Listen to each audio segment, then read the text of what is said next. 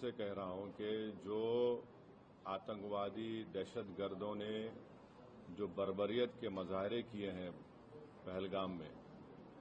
اور وہ ناقابل بیان ہے، وہ تکلیف دہ ہیں، دردناک ہے، اور جتنا بھی اس کا ہم کنڈیم کریں وہ کم ہے،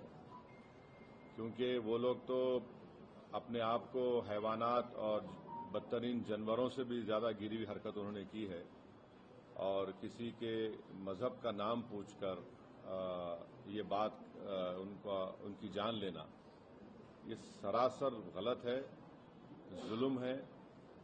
اور ہم امید کرتے کہ انشاءاللہ تعالی اللہ سبحانہ و تعالی ان کو دنیا میں بھی اور آخرت میں بھی ان دہشت گردوں کو سخت عذاب سے نوازے گا، اور ان کے اوپر جو لوگ بیٹھے ہوئے ہیں وہ بھی تباہ و برباد ہوں گے۔ دوسری بات یہ ہے کہ جو آل پارٹی میٹنگ کا ہے، کل میں نے خود جناب کرن رجیجو صاحب سے بات کی تھی،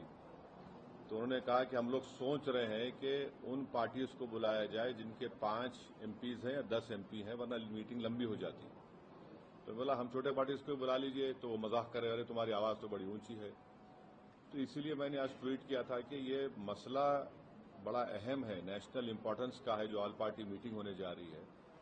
کہ اس میں سب پارٹیز کو بلایا جائے۔ تو ابھی جب میں آپ سے بات کر رہا تھا تو ہوم منسٹر آفس سے ہوم منسٹر میرے سے بات کیے اور بولے کہاں ہیں آپ؟ تو میں نے سر حیدرآباد میں ہو، تو بولے دیر ہوگی مگر آپ آئیے۔ تو ابھی اگر ٹکٹ ملے گا انشاءاللہ، میں بولا ہوں جو بھی ٹکٹ ملے گا پہنچیں گے اور اس میں شرکت کریں گے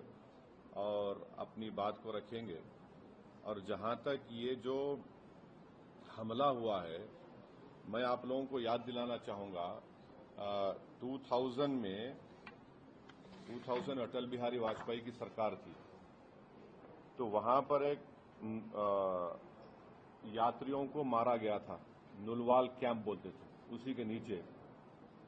30 لوگ مارے گئے، یاتری مارے تھے جب واجپئی وزیر اعظم تھے۔ تو اس کے بعد ایک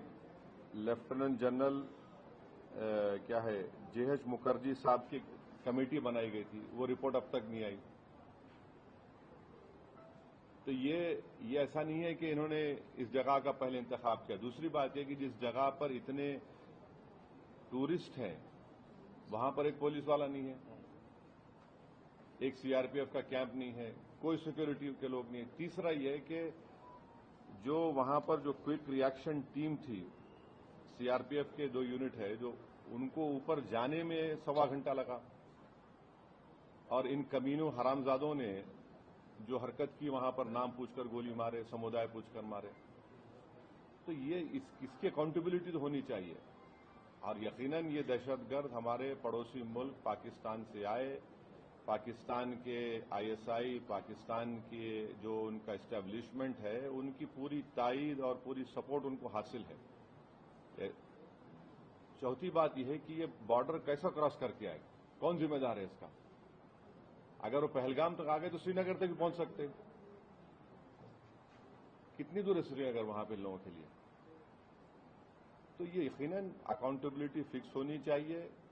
اور ان ظالموں سے، ان کمینوں سے جنہوں نے جن 26 لوگوں کی جانیں لی ہیں، ان سے انصاف اسی وقت ہوگا جب اکاؤنٹیبلٹی بھی فکس ہوگی، اور ان لوگوں کو کیفر کردار تک پہنچائیں گے، ان دہشت گردوں کو۔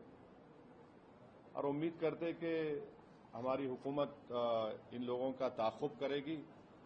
ان لوگوں کو جو مرنے والے پریواروں ہیں ان سے انصاف اسی وقت ہوگا جب اکاؤنٹیبلٹی فکس ہوگی، اور یہ دہشت گرد جو ظالمانہ اور بالکل ہی گھٹیا قسم کی حیوانیت سے بدترین حرکت انہوں نے کی، اس کا ہم